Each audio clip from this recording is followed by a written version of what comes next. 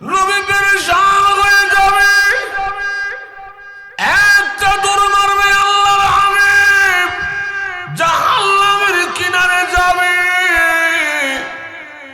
আরেকটা দৌড় দিয়ে বিশ্ব নবী ফুলসিরাতের কিনারে যাবে, আরেকটা দৌড় দিয়ে আল্লাহর হাবিব মিজানের পাল্লার কিনারে যাবে। যেমনি ভাবে দুনিয়ার জমিনে একটা মুরগির বাচ্চাকে আকাশের কাউয়া যখন থাপড় মারে, সিলে যখন মুরগির বাচ্চাকে থাপড় মারে, বাচ্চার মা ওই মুরগিটা তার বাচ্চাগুলিকে কাকের হাত থেকে রক্ষা করার জন্য, সিলের থাবা থেকে রক্ষা করার জন্য একটা লাফ দিয়া গাছের ডালায় বসে, আবার বাচ্চার কাছে আসে, আবার যাইয়া ঘরের সালে আর সাদে বসে, আবার বাচ্চার কাছে আসে, আবার যাইয়া সিল কাউয়ার দৌড়ানে দেওয়ায়, আর দুইটা ডানা প্রশস্ত করে বলি, আইরে আমার বাচ্চারা কোথায়, জলদি করে আমার ডানার নিচে আয়, জলদি করে আমার পাখার নিচে আয়, আমি তোদের মা, আমি মা থাকতে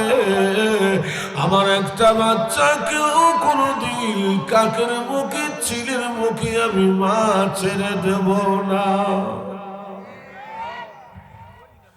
ঠিক তেমনি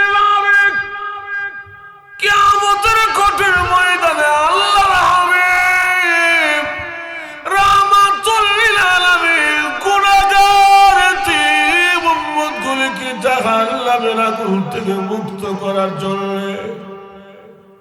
নবী যখন বাচ্চাওয়ালা মুরগির মতো উড়ালতে আরম্ভ করবে, আল্লাহ রাব্বুল আলামিন ডাক দিয়ে বলবেন, নবী গো কান্দেন না, আপনার কান্না আমি আল্লাহ সহ্য করতে পারি না। ও নবী, হাসর ময়দান আপনার কিন্তু কান্না করার জায়গা নয়।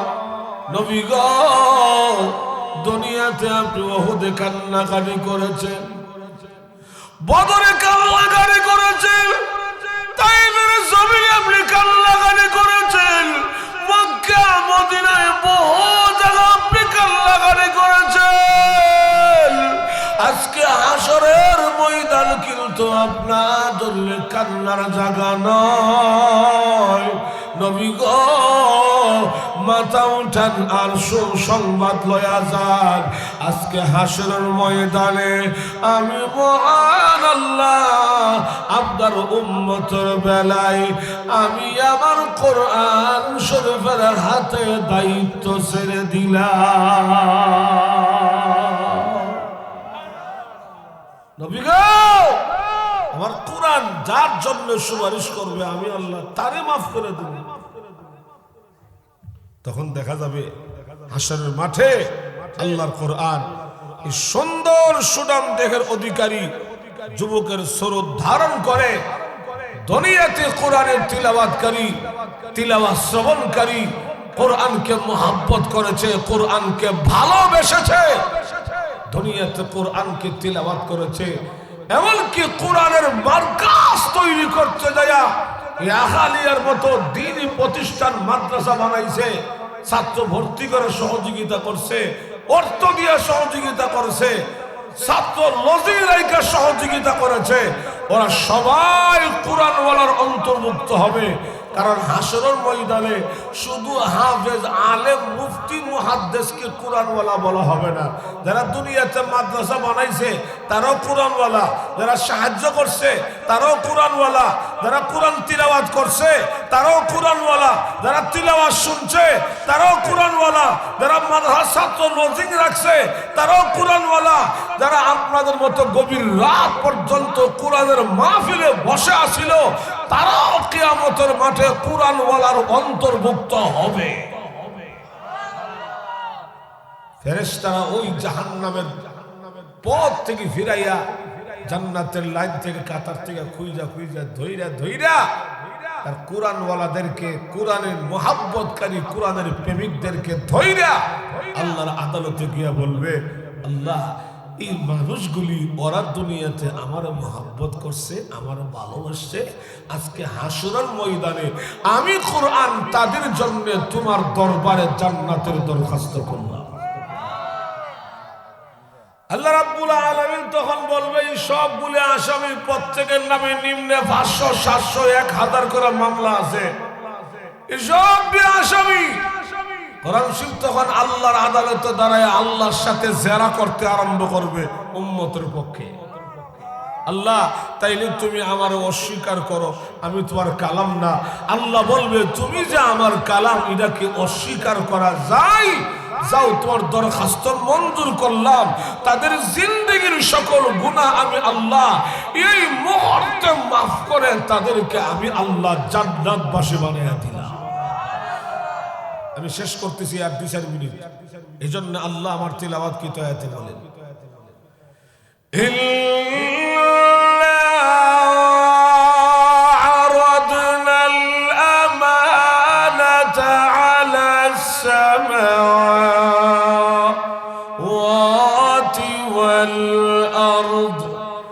والأرض والجبال فأبين أن يحملنها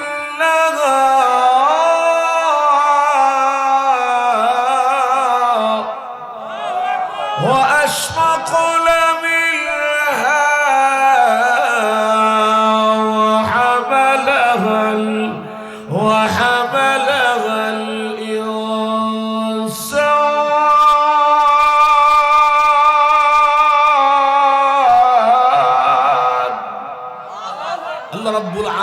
বলে, আমি আল্লাহ ইচ্ছা করেছিলাম আমার কোরআনকে আসমানের কাছে, জমিনের কাছে, পাহাড়ের কাছে নাজিল করার জন্য, কিন্তু আসমান আর জমিন, পাহাড় আমি আল্লাহর কোরআনের দায়িত্ব নিতে অস্বীকার করলেও দুর্বল মানুষেরা, দুর্বল ইনসানের দল, তারা আমার কালামকে গ্রহণ করেছেন। সুবহানাল্লাহ, জোরে কন্যা। এটা বললাম পরকালের লাভ। দুনিয়াতে কোরআন শরীফ পড়লে, কোরআন তিলাওয়াত শুনলে, কোরআনের মুহাব্বত করলে, কোরআনের মাহফিলে বইলে, কোরআনের মার্কাজ মাদ্রাসা বানাইলে কি লাভ? এই লাভটা বললাম পরকালের কথা। আর দুনিয়ার লাভটা হলো, যদি আমি দুনিয়াতে একজন হাফেজ আলেমের বাবা হতে পারি, যদি আমার সন্তান দুনিয়াতে একজন কোরআনওয়ালা হয়, আর আমার ইন্তেকালের সময় আমার হাফেজ আলেম ছেলে যদি আমার পাশে বসে সূরা ইয়াসিনের তিলাওয়াত করে, সূরা মুলকের তিলাওয়াত করে, 1500 বছর আগে আমার নবী বলে গেছেন, শোনো, তোমার মৃত্যুর সময় তোমার সন্তান যদি তোমার পাশে বসে সূরা ইয়াসিনের তিলাওয়াত করে, সূরা মুলকের তিলাওয়াত করে, আল্লাহর রাসূল বলেন তোমার সন্তানের কোরআনের তিলাওয়াতের বরকতে তোমার মৃত্যুর যন্ত্রণা আল্লাহ দূর করে দিবে।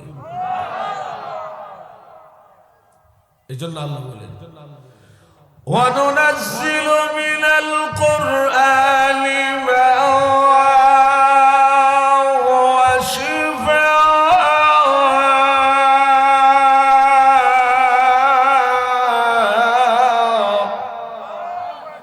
وَرَحْمَةٌ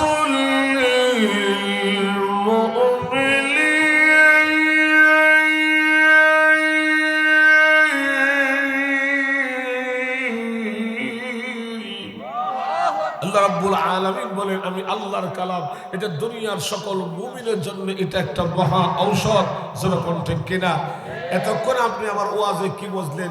দুনিয়াতে মাদ্রাসা বানাইলে, মাদ্রাসার সাহায্য করলে, সহযোগিতা করলে, ছাত্র ভর্তি করাইলে, ছাত্র লজিং রাখলে, কোরআন পড়লে আর কোরআনের মাহফিলে বসলে লাভ না লস? আর যেরকম লাভ না লস। এজন্য যতদিন দুনিয়াতে বেঁচে থাকবো, যেন আমার সম্পর্ক যেন কোরআনের মার্কাজের সাথে লেগে থাকে, মাদ্রাসার সাথে লেগে থাকে। মাঝে মাঝে মাদ্রাসা আসবেন, মাঝে মধ্যে মাদ্রাসা হুজুরদের খবর নিবেন, উস্তাদদের খবর নিবেন, ছাত্রদের খবর নিবেন। কোন সময়